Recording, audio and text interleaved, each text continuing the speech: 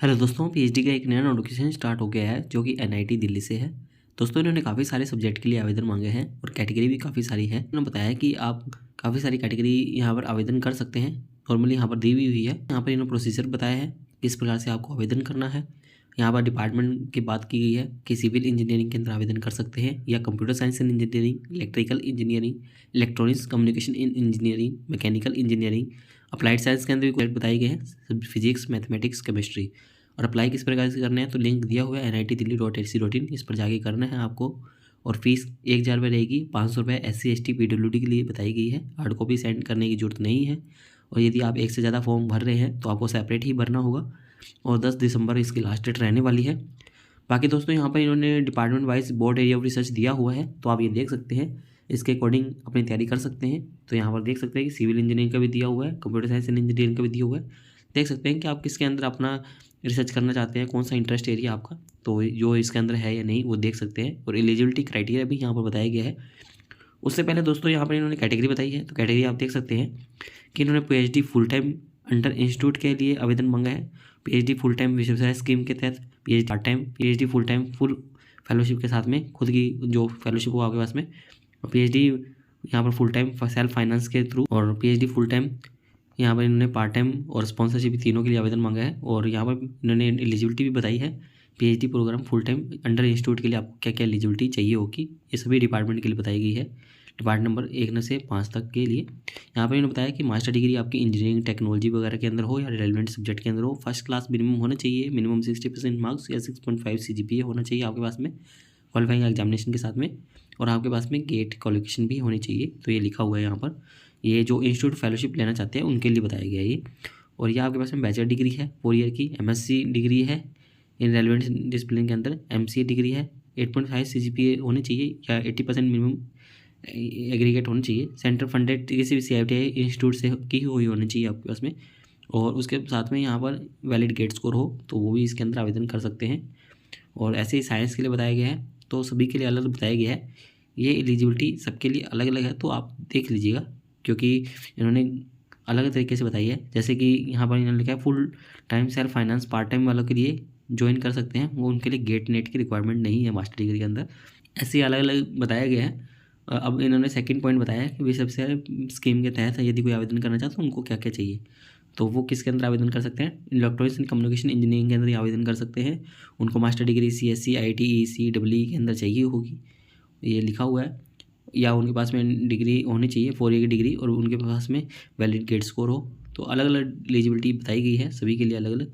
अब PhD part time के लिए बताई गई है, आप देख लीजिएगा, क्योंकि ये नोटिफिकेशन बहुत ज़्यादा लंबा है। तो PhD प्रोग्राम इन्होंने यहाँ पर full time with full on follow fellowship के बारे में बताया है। यदि आपके पास में किसी भी फंडिंग एजेंसी से हो, जैसे कि UGC net, GPET, DST inspire वगैरह से, तो वो भी इसके अंदर आवेदन कर सकते हैं। तो हम आगे दिखा देते हैं आपको। यहाँ पर कुछ इंपॉर्टेंट पॉइंट्स दिए गए हैं। यहाँ पर इन्होंने बताया कि ये यहाँ पर ये एंट्रेंस एग्जाम देना मैंडेटरी नहीं है। जिन कैंडिडेट जो कि पार्ट टाइम के अंदर आवेदन कर रहे हैं या सेल्फ फाइनेंस के अंदर आवेदन कर रहे हैं फुल टाइम, और स्पॉन्सर्ड के अंदर आवेदन कर रहे हैं फुल टाइम।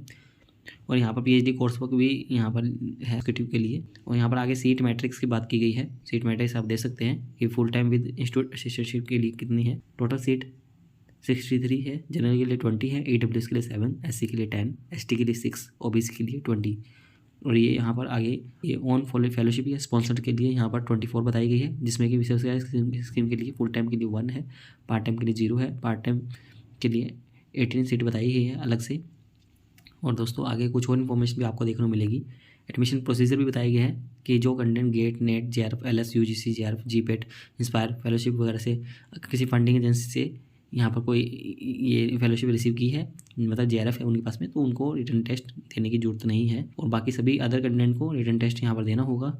आगे ऐसे इन्होंने यहाँ पर कुछ और इन्फॉर्मेशन भी दी है कि यहाँ पर जो content full time part time के लिए आवेदन करना चाहते हैं किसी भी इंस्टीट्यूट के अंदर, प्रेजेंटेशन उनको बनानी होगी और इंटरव्यू लिया जाएगा। और देख लीजिएगा, काफ़ी सारे हैं यहाँ पर, क्या स्कोर रहने वाला है, तो किस प्रकार से एग्जाम रहेगा, ये लिखा हुआ है यहाँ पर कि 40% पासिंग क्राइटेरिया है और 35% SC ST PWD के लिए वालों के लिए है।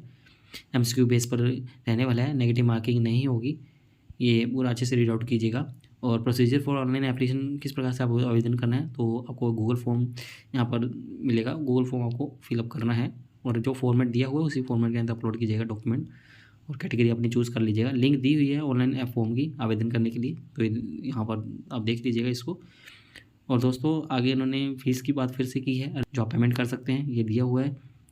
ये आप ऑनलाइन भी पेमेंट करना चाहते हैं तो ये एड्रेस दिया हुआ है, लिंक दी हुई है, इस पर कर दीजिएगा। ट्रांजैक्शन आईडी और आपको अपलोड करनी होगी वहाँ पर या लिखनी होगी, और ये रिसिप्ट भी आपको अपलोड करनी पड़ सकती है। और बाकी जो पार्ट टाइम वगैरह के लिए है उन ऑब्जेक्ट सर्टिफिकेट उनको देना होगा। और जिनके डॉक्यूमेंट ओबीसी या एनसीएल या ईडब्ल्यूएस वाले हैं उनको 1 अप्रैल से 2024 से पुराना नहीं होना चाहिए, तो इस बात का याद रखिएगा।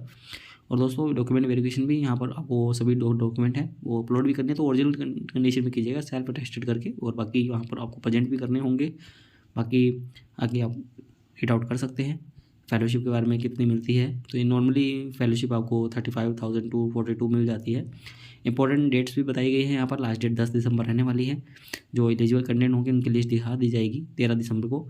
रिटन टेस्ट आपका 19 दिसंबर को, ये ऑफलाइन मोड पर रहेगा, फिजिकल मोड में ही 19 दिसंबर को।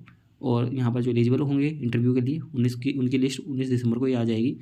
और प्रेजेंटेशन आपका 19 दिसंबर से 20 दिसंबर को रहेगा, ऑफलाइन मोड ही। और सिलेक्टेड कंटेंट 20 दिसंबर को पता लग जाएगा आपको। फीस आपको 21 से 29 दिसंबर तक फीस सबमिट करानी है। क्लासेस आपकी उसके बाद में स्टार्ट हो जाएगी डॉक्यूमेंट वेरिफिकेशन होने के बाद में।